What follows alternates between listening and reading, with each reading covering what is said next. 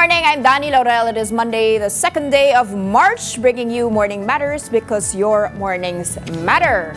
Let's get to the topics that matter today. President Bongbong Marcos has confirmed the death of a Filipino worker amid the escalating conflict in the Middle East.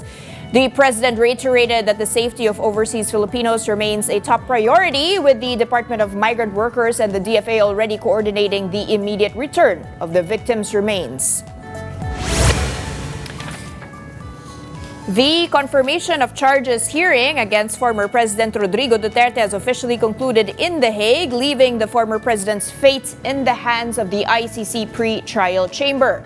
Human rights lawyer attorney Nery Colmenares joins us later today to unpack the key takeaways from the four-day hearing in the Netherlands.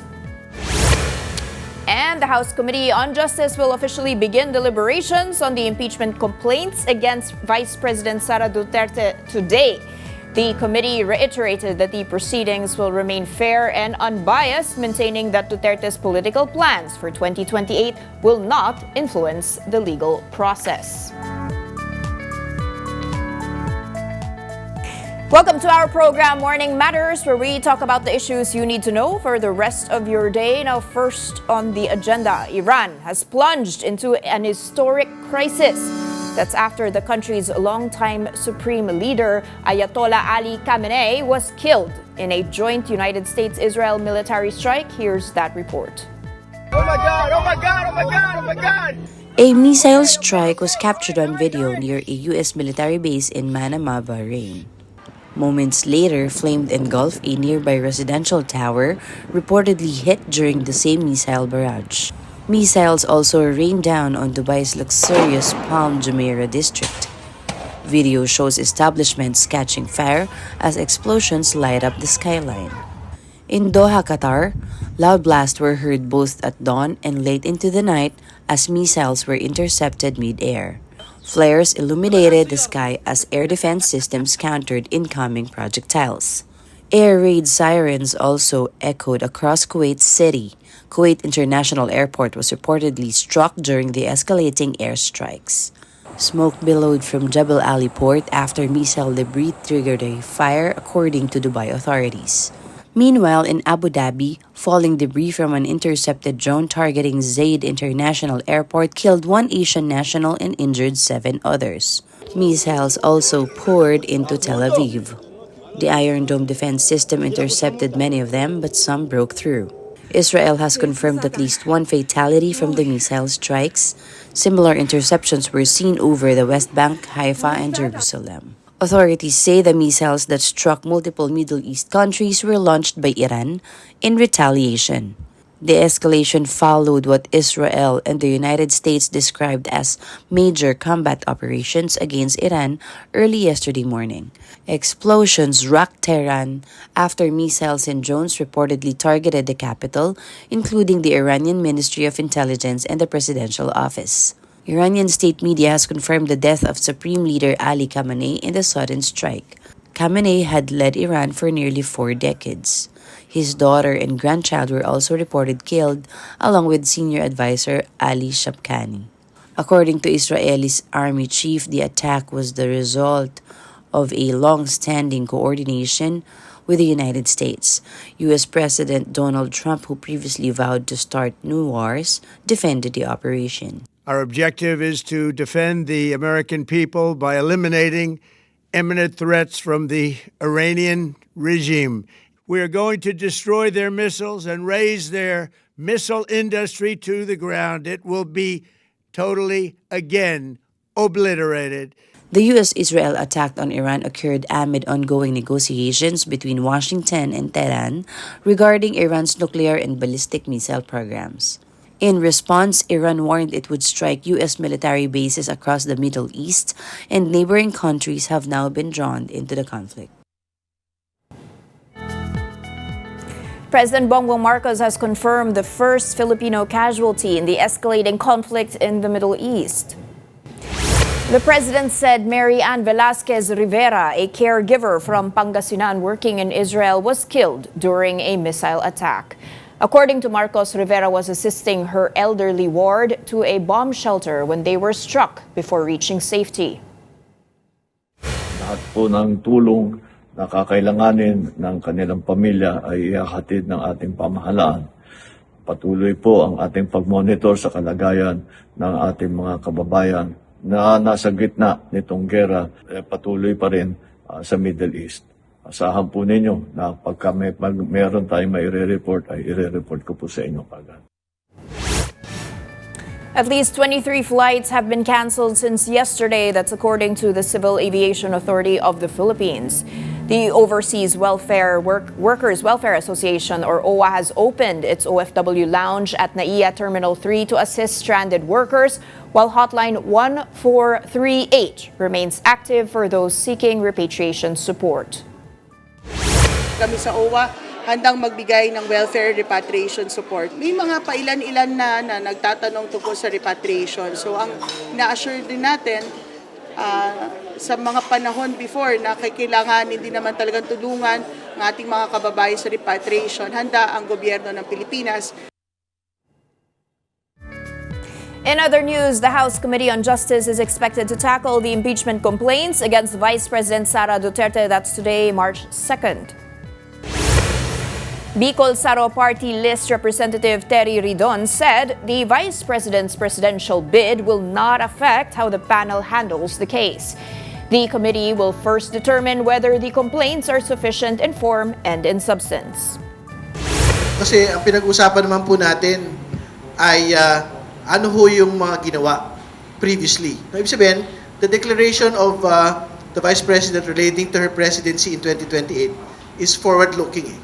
No question about it. Pero the impeachment proceeding deals with things that are being alleged that she had done previously. Hindi ba? So, I think the committee will focus on that and the House will ultimately focus on that. Now, if the proceedings move forward, Ridon said the hearings will continue even if Congress is on break. The Congress is scheduled to begin its Lenten break on March 18. Hindi naman ho kasabay ng legislative calendar yung po mga impeachment proceedings. It is an entirely separate proceeding with its own rules and calendar. Pwede po nga magtuloy yung po mga hearings even if Congress is on a break. The prosecution and defense presented their arguments in the crimes against humanity case against former President Rodrigo Duterte during last week's confirmation of charges hearing over at the ICC. Here is a recap of the key points from those proceedings. The confirmation of charges hearing against former President Rodrigo Duterte concluded on February 27th before the pretrial Chamber 1 of the International Criminal Court. Defense lawyer Nicholas Kaufman argued that Duterte's statements alone are insufficient to convict him of crimes against humanity. Mr. Duterte's speeches alone are totally insufficient to substantiate the charges against him. If Rodrigo Duterte is to be faulted for anything, it is for his inappropriate choice of language. But he murdered no one. He also highlighted the alleged lack of evidence that many of those killed during the drug war were minors. I would like to remind the learned representative for the victims that he is not a mini prosecutor, and to regale the pre-trial chamber with unsupported allegations that many children lost their lives is utterly inappropriate. Kaufman stressed that there is no evidence linking Duterte to the killing of Albuera Leyte Mayor Rolando Espinosa, noting that the witness did not directly see the crime and only reported hearing gunfire. He added that police reports do not corroborate the allegation. The prosecution countered Kaufman's claims, saying discrepancies in police reports are not unusual, particularly if Duterte had multiple co-perpetrators. Mr. Duterte, as we made clear in our presentation, moved co-perpetrators from Davao to Manila and appointed them to high positions. So when he appoints the chief of police, and part of the chief of police's job is to kill thousands of people, it's not a surprise that the police reports don't reflect that. They also responded to Kaufman's argument regarding alleged gaps in investigating drug-related killings during the term of President Bongbong Marcos. Well, his client prevented all that by withdrawing the Philippines from the Rome Statute when he thought he might be prosecuted, thereby ensuring that we would not have jurisdiction after a certain period. In his closing statement, Kaufman maintained that Duterte is innocent and should be allowed to return to the Philippines. There is absolutely nothing to directly link Rodrigo Duterte to the 78 deaths alleged. I ask you to let Rodrigo Duterte return to the Philippines, not to govern, but simply to let him live out the rest of his days in peace. The prosecution, however, questioned how an innocent person could publicly admit to killings. What innocent person has ever said, assuming I committed all these murders, it was for a really good reason? It's obvious what he's talking about. He's talking about the murders. He wants to be remembered for them. Decades of murdering his own people.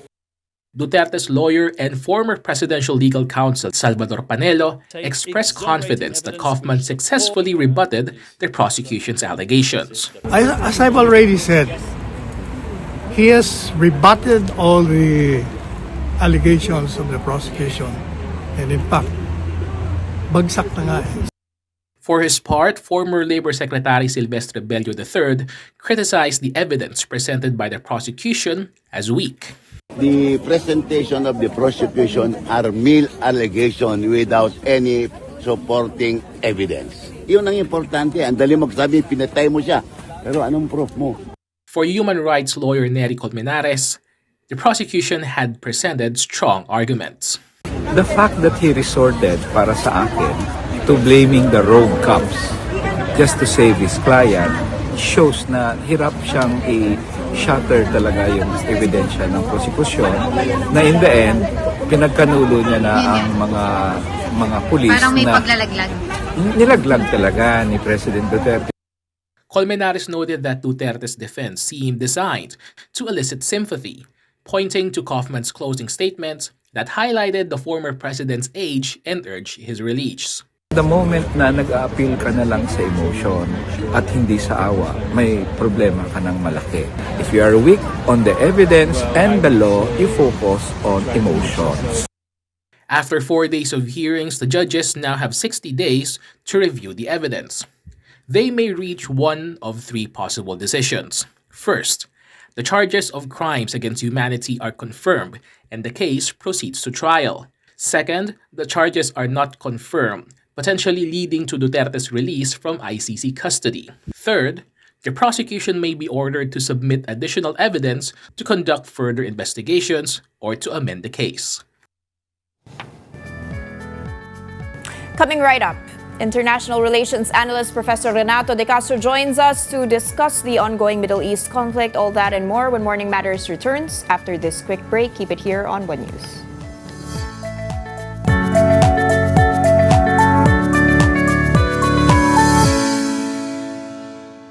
Good morning, I'm Danny Laurel, and here on Morning Matters we talk about the most pressing issues and give you the context behind the headlines.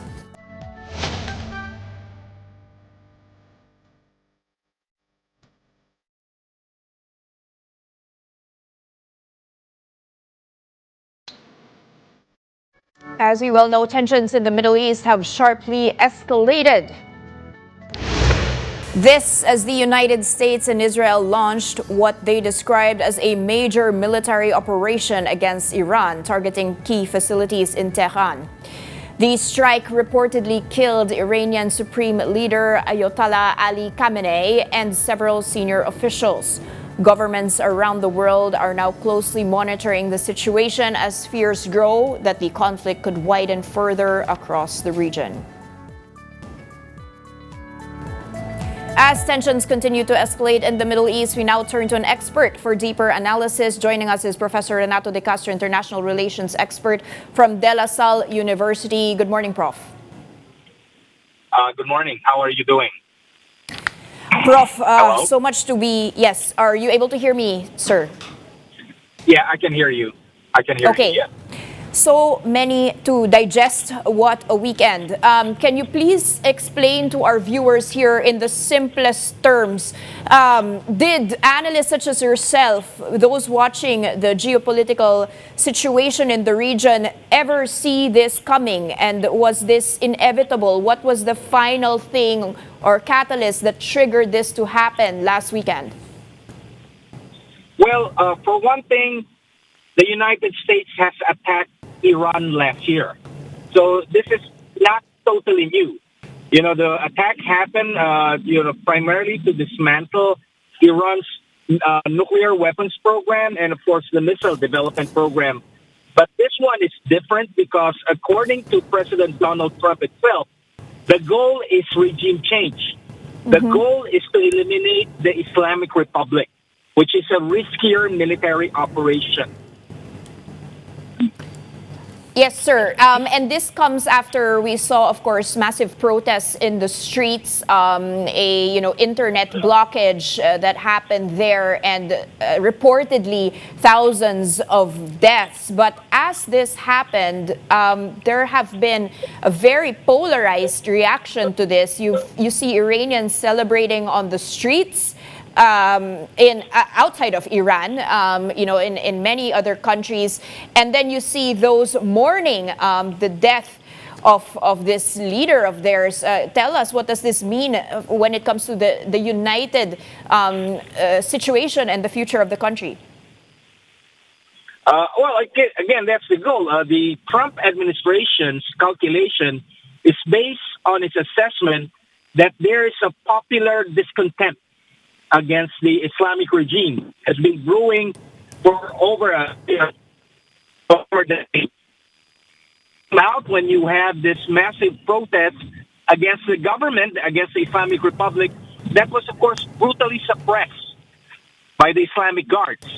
So the calculation is, it's just a matter of removing that lid through selected military actions, which, of course, led to the decapitation of the Iranian political leadership, with an expectation that eventually this massive popular unrest would lead to a regime change.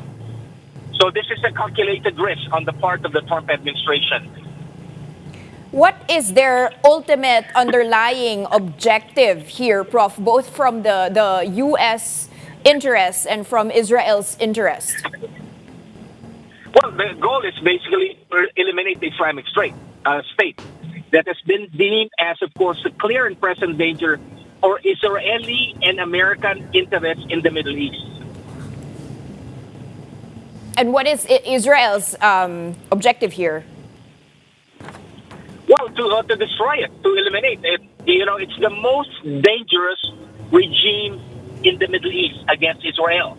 Israel has able to establish a sort of a quid pro quo to a number of Arab states. It has a diplomatic relations with Egypt, Jordan, and was about to establish a diplomatic relation with Saudi Arabia until, of course, you have the October 7, 2023 uprising in Gaza Strait, led, of course, by Hamas and funded and supported by the Islamic regime and its proxy militant groups like the Hezbollah. So, again, from the perspective of Tel Aviv, Iran is indeed the quintessential threat to the survival of the state of Israel. But is there a risk of the U.S. Taking power or entering the country, or do you think they're just going to leave it as a sort of civil war that destabilizes the country? And as President Trump has mentioned in his speeches, it's now up to the people in Iran to claim their own country, or is there a wider objective here where the U.S. wants to gain some level of control of the country? I don't know that will be the case. Just in case you have, of course, a regime change, I don't think the Department of War is planning to put U.S. troops on the ground or boots on the ground.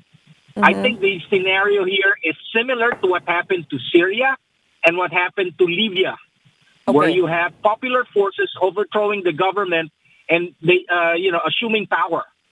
Not like what happened, of course, in 2003. When, of course, after overthrowing the regime of Saddam Hussein, the country was occupied and governed by American forces. I don't think that will happen very soon. So no economic interest for the U.S. and or Israel, considering Iran is quite an oil wealthy country. Well, I think there is, but it's not the primary. It's probably secondary. The primary goal is simply to eliminate the Islamic Republic.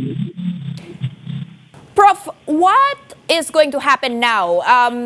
What is the U.S. expecting to happen? The son of the Shah, who was, of course, overthrown in the 79 protests, Reza Pahlavi, is also not unanimously supported by the opposition. So what are they hoping to happen? The transitional government has been announced by the government of Iran to be composed of the same people that are still part of the regime. So the president, the current president, who's still alive, by the way. So what is the next step that's going to be happening after the death of the supreme leader? I'm not privy to what is being planned right now at the White House or the Department of War. So I cannot give you an answer regarding this matter. At least at this point in time, what I could basically see is an effort to eliminate the Islamic Republic, and with an expectation that probably forces on the ground, civil groups on the ground, would eventually take over the government. Again, if you would look at the case of what happened at Venezuela, you might have, of course, a certain sector of the government that could take over. I don't think the United States would like an Iraqi-style situation happening, where, of course, after you have the regime being overthrown, the U.S. government or the U.S. forces would occupy the country and will govern the country for some time. I don't think that's on the table at this point in time. Can you nuance why? You still have the president, Masoud Pezeshkian, I hope I'm saying that correctly, to lead the transitional period, along with several very high-profile people. I mean, the fact that they were able to kill the defense minister, the armed forces chief, why are there still key people in the regime still alive, still going on air? Doesn't seem like it's completely destabilized. And there's been even a 40-day period of mourning. People are on the streets. It seems that there's some level of support for the current regime. Oh, that's expected. You'll have that level of support. But at least right now, the regime has been weakened. And also the United States and Israel has impressed upon the current leadership that we all still have the capabilities to eliminate you if you would go against our interests. So they were able to show it. We have the capability. We have, of course, Israel could not eliminate those leaders if it does not have intelligence within the Islamic Republic. It's not the first time it happened. It happened last year. So clearly, the Islamic Republic is infiltrated or highly compromised in terms of penetration by, of course, the Israeli intelligence forces, the Mossad. They have vowed retaliation. Do they have the capacity for that? Or are they going to be forced into the negotiation table? What's the realistic scenario here?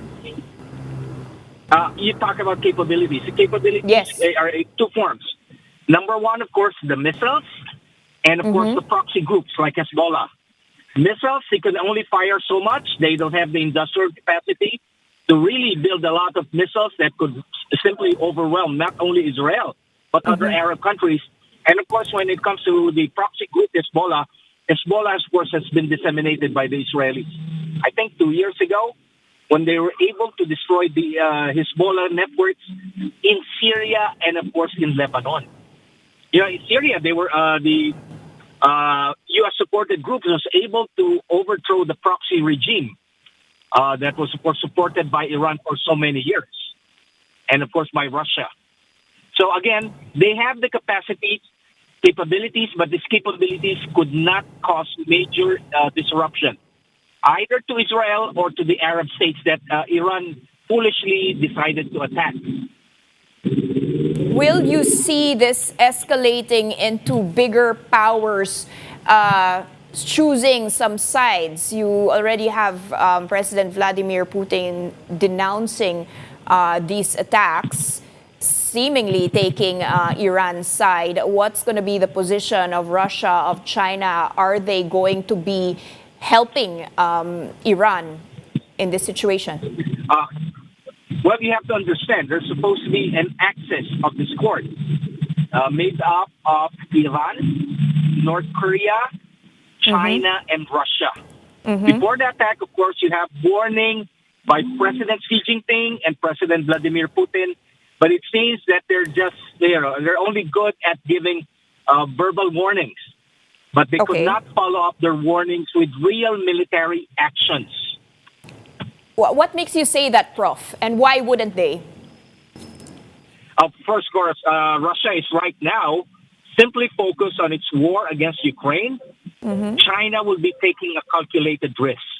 If it decides, of course, openly support Iran. Again, it's a calculated risk that Beijing will have to take, primarily because Beijing right now is also focused on, the first island chain. It's probably preparing for an all-out conflict against Taiwan by 2027.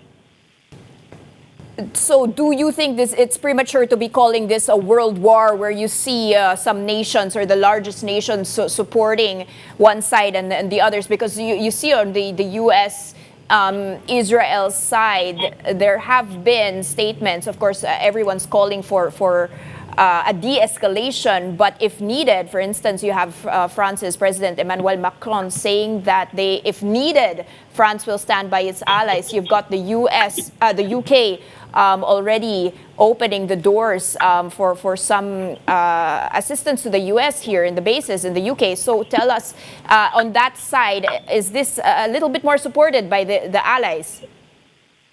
Yeah, of course, the U.S. would expect support from the allies, especially, of course, given the fact that the United States has, of course, experienced tactical victories in terms of eliminating the head of the Islamic Republic and, of course, decimating the leadership. And, of course, you already have growing public protests. Seems that the lid is slowly being removed and you have the popular uprising going on. So the United States is getting support from its allies. Whether this would lead to a greater conflict at this point in time remains to be seen.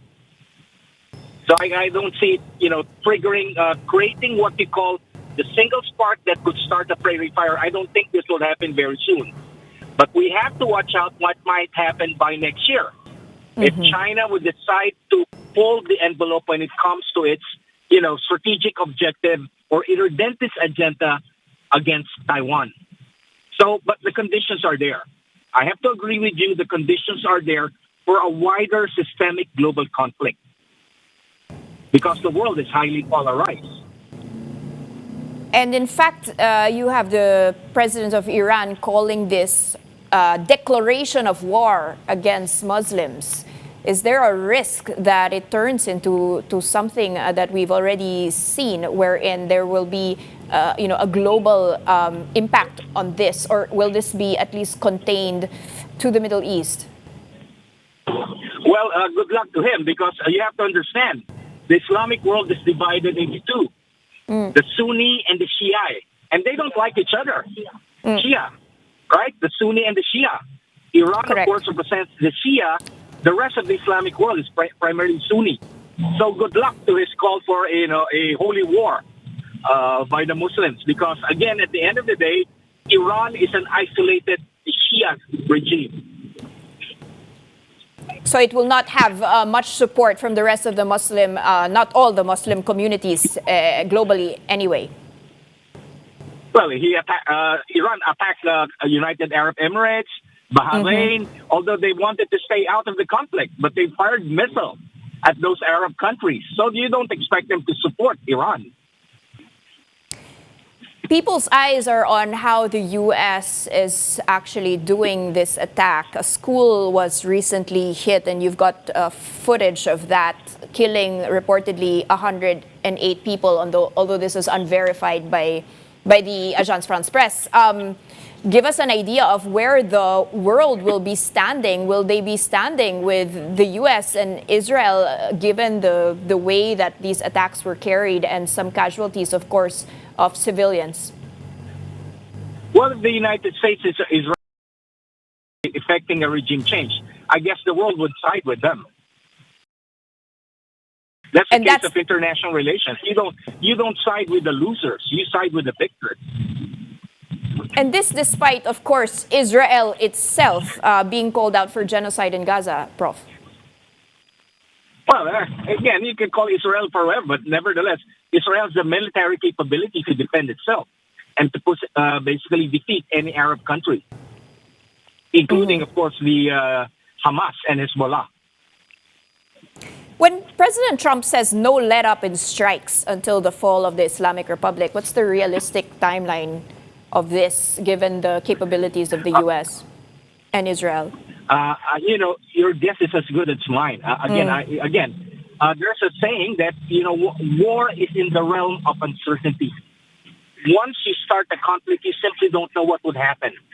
So I would side on wisdom that war is in the realm of uncertainty.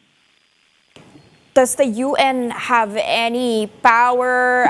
You've also got, I think, Oman asking for a ceasefire, trying to act as mediator here. Is that going to have any effect on the escalation that's going on? I don't think so, honestly. I don't think especially the United Nations General Assembly, even the United States Security Council will have any role. Yeah. It will be you even have the U.S. Congress itself going against their own president and saying that this is unconstitutional. Will that have any impact on Trump's actions? Well, I think it's only the Democrats. I think the Republicans are keeping their cards close to their chest. At the end of the day, probably you'll have a call for Congress to convene and review the War Powers Act. But again, this remains to be seen. If Trump succeeds in his military operation, everyone will forget that there is a need for the U.S. Congress to review the War Powers Act of 1973.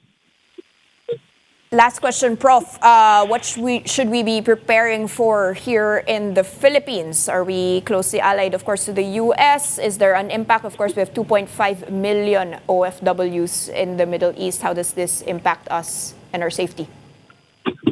Well, of course, in terms of the conflict, let's see whether that conflict would affect our OFWs in the Middle East. That remains to be seen. Whether the conflict will have immediate impact to our country, I don't think it will happen because of the element of distance. But what I would say is that this is, in a way, a signal, a writing on the wall that the current international situation is highly volatile and that could lead to further conflict. Because right now, we are in what you call one of the geostrategic fault lines, what is called the first island chain. Japan, Taiwan, and the Philippines, that, of course, the focal point of the U.S.-China strategic rivalry. A lot to be watching out for here. We will keep on calling you for your insights. Thank you very much for your time this morning, Professor Renato De Castro, International Relations Expert from De La Salle University. Good morning, Prof. Thank you very much. Have a great day. And up next, human rights lawyer attorney Nery Colmenares joins us to break down the high-stakes confirmation of the charges hearing against Rodrigo Duterte in The Hague. We will unpack the prosecution's evidence, the defense's rebuttal, and what the ICC's next move means for the victims of the drug war. Stay tuned. Morning Matters will be back after this short break.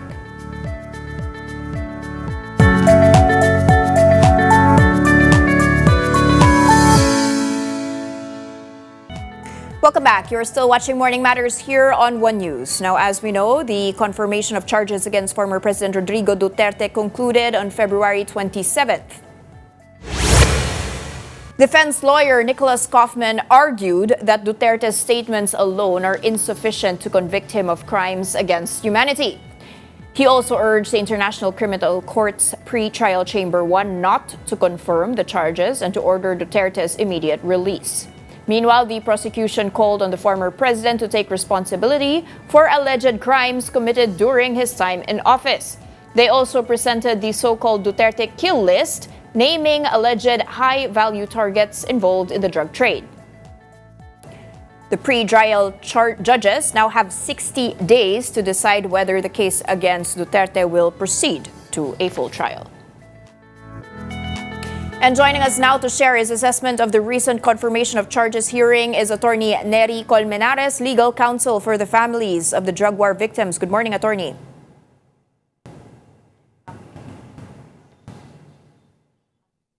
Attorney, can you hear us? I think you're on mute, sir. There we go. Good morning, sir. Hi, good morning. Can you hear us? Yes, good morning, Danny. Yes. Good morning to your viewers. Attorney, you were at The Hague this entire past week. Is that correct? Can you give us your overall assessment and just give our audience here a feel of what that was like watching this pre-trial, and what was the sentiment like among especially the victims of the drug war? The families of the victims, rather. Yes. Well, if you're going to sum the entire confirmation of charges hearing, the main allegation of the prosecution is mainly that President Duterte committed crime against humanity during the drug war, and discussed the 4 elements of crime against humanity and the evidence that they're going to present in the trial if it goes to trial. So basically, the prosecution discussed first, of course, the widespread and systematic attack, and that secondly, that it was an attack against the civilian population, and thirdly, that it was pursuant to a policy or an order of President Duterte, and that, of course, President Duterte had knowledge of the attack, knew about the killings that he ordered during the drug war. The entirety of the defense argument, on the other hand, stressed that President Duterte did not order the killings. There was no common plan to kill. President Duterte does not have a policy of killing drug suspects, and therefore he is innocent of the crime imputed on him. And that these acts of killings were random killings by rogue policemen or vigilantes, probably, that only killed the drug addicts, not on the basis of the order of the President Duterte, but on their individual discretion and the discretion of the commander or the local commander during the police operation. So those are the two major arguments by the two sides. And for me, basically, I don't think the court will be convinced by the argument of the prosecution that President Duterte did not order it and that there was no policy, because I don't think the court will be convinced that all these acts were actually acts of disparate or separate individual policemen who just wanted to kill that day or that night, instead of a policy, a systematic policy with orders coming from the top. So in the end, President Duterte sort of blamed the police, the individual police, and charged them with committing these crimes, rather than admitting that he is indeed the one who ordered them, and asserted that it was this ordinary and individual policemen who decided to kill the thousands of drug suspects all over the country. Attorney, the burden of proof lies in the prosecution, as we know. Yes. And one of the defense's arguments, or some analysts have been saying that the rhetoric of President Duterte is not believable. You can see that in his speeches. He does a lot of hyperbole. So when he orders, quote unquote, to kill, as you mentioned, is not a real order. And the defense has said that you cannot link such statements to the actual killing that took place. How strong was the prosecution in illustrating that this was actually directly ordered by President Duterte? Well, yes, you're right. 2 points. First is there was an order. Is that a fact? Is there evidence of such an order? Yes, there were public statements made by President Duterte, not only to kill the drug suspects, but he encouraged the killing, in fact, by saying that don't worry about if you're arrested or something, I'll protect you, I'll pardon you, I'll amnesty you. And thirdly, that he also not only encouraged the killings, but he also funded the killings, saying there will be rewards, 30,000 or whatever, 50,000 later on. He mentioned 1 million for high value targets. Are these evidence? Yes, of course. In an ordinary criminal case in the Philippines, that will constitute an evidence, right? If somebody tells his neighbor, "I'll kill you," and then the next day the neighbor is dead, then of course that will be taken as an evidence against the person who uttered the order. Now, so it is not true that there was no evidence. There is an evidence, except that the defense is only contesting the meaning of the statement. What the evidence is saying, yes, you have an evidence that he ordered it, but actually you took it out of context. He was just joking. It was hyperbole. So in the end, I don't think the court will be convinced that after all those, after all the speeches, it was just a joke, because he keeps on repeating it so many times, right? I mean, if you tell a joke, people laugh the first, second, and third time. So what's the point in 2 to 3, 4 years of repeating that joke? And every time he jokes, thousands are killed. So can the can the defense really convince the court that, yeah, thousands were killed, but it was not a result of his joke? I don't think it will be absurd for the court to say, oh well, so that the killings were not really ordered by him. He was just joking. That's really the prosecution's evidence here is very strong, and escaping the evidence presented by the prosecution, mainly by saying, oh, it was not really, it wasn't really, it didn't intend it, would be a very, very weak defense. And if it was really a joke, and the moment thousands are getting killed, he should have stopped joking about it and clarified, no, no, don't kill people. I was just joking. No, no, he didn't do that.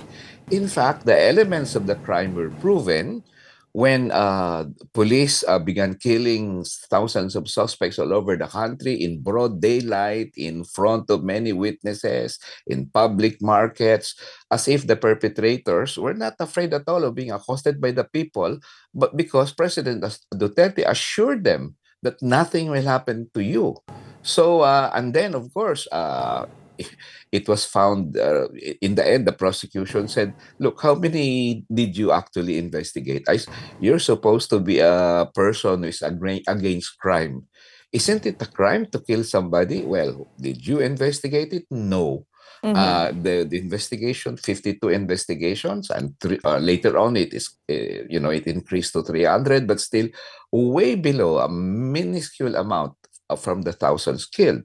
So that actually was the nail in the coffin, so to speak, of President Duterte's defense, when this joke was actually implemented all over the country, resulting in the death of thousands. So I don't think the court will believe that it was merely a joke. Attorney, can you clarify whether the killings, Kaufman mentioned that the drug-related deaths actually increased after the term of President Duterte? What's the counter narrative to this? I don't think so. Actually, the crime rate increased during President Duterte's by leaps and bounds. I mean, if you're going to have unsolved murders of 25,000 or 20,000, which is one of their statistics, unsolved homicide cases, that's a lot of killings, huh? So I don't think there's any other president with 25,000 homicides under investigation with that. Now, presuming it increased after him. But what's eh, in simple terms, ano ngayon? 'Di ba? Parang anong He is proof? still charged. Yeah. What's your problem? If Marcos began also have a very crime rate, then Marcos must be held to account. I mean, Okay. for us, the victims, we don't care if it's Duterte or Marcos. For us, whoever the president is, cannot just simply kill people. So even if it's true that it increased, this defense of whataboutism, this whataboutism simply means, what about him? I don't see any criminal case in the Philippines saying that he was arrested for murder and he would say, oh, there are others committing murder too. Otherwise, Danny, all these congressmen charged with corruption will get away with it. They will just Correct. say, oh, corruption was worse in this administration. There are others who It's are a corrupt too. So crime is a crime. don't imprison us. So that's very weak defense. Very Weak. weak defense. Attorney, as a lawyer, no, and thinking of how the judges are going to take this, what about the defense's statements that this you cannot consider this an attack against civilians because it's clear characteristics of who these people are. He even alluded to the fact that the popularity of the president is very strong. You can even see that his daughter is the front runner for president next. You had people supporting the drug war in the country, people who considered this specific group that were being targeted as, quote unquote, the very specific people that were difficult in society, not necessarily civilians. How are the judges going to see this? Because when you say crimes against humanity, is the definition very clear there that it needed to be civilians? And does this definition of the victims already put that in place and make that a strong case? Well, that is grasping at straws already. When that part of the defense argument is already grasping at straws. I'm Okay. sure Hitler was popular with the German people when he started the Third Reich, when he started the war, World War II, and he began killing people, That's began correct. killing the opposition, the Jews, the lesbians, the communists, and so on. He was popular. Does popularity absolve somebody of a crime? Many of those dictators you could claim that they're also popular, but that does not absolve them of the crime. Secondly, it is not. I think the defense sort of misrepresented the element of the crime here. If you notice, kahit pabalik-balik ta rin niya ang Rome Statute, it was the element of the crime was attack against a civilian population. The argument of the defense is, well, it's not the whole population. It's only a part of the population. Correct.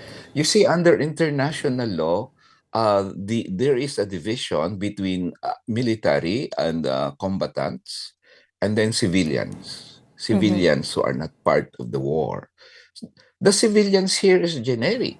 These are not military combatants. So whether they're drug suspects or they're political prisoners, whether they're oppositionists, if a dictator says, kill all the oppositionists, kill all the opposition, they cannot just claim later on and say, well, it's not really the entire population. It was a defined target, and we call them the opposition. So, of course, all dictators kill opposition since the time of Marcos True. Sr., of course, during martial law. So, I don't see. Oh, he said it's not really against the whole population. It's only a defined segment of the population called drug suspects in the first place. What the element of the crime did not say whole population. In fact, in many instances of crime against humanity, it wasn't really the whole population, except you target something like Jews, for Of example. course. Yeah. On the second thing is, well, President Duterte said 3 million drug suspects, drug addicts. There are 3 million drug addicts in the Philippines. So meaning to say, if he kills 3 million drug suspects, they will say, well, it's not really the whole population.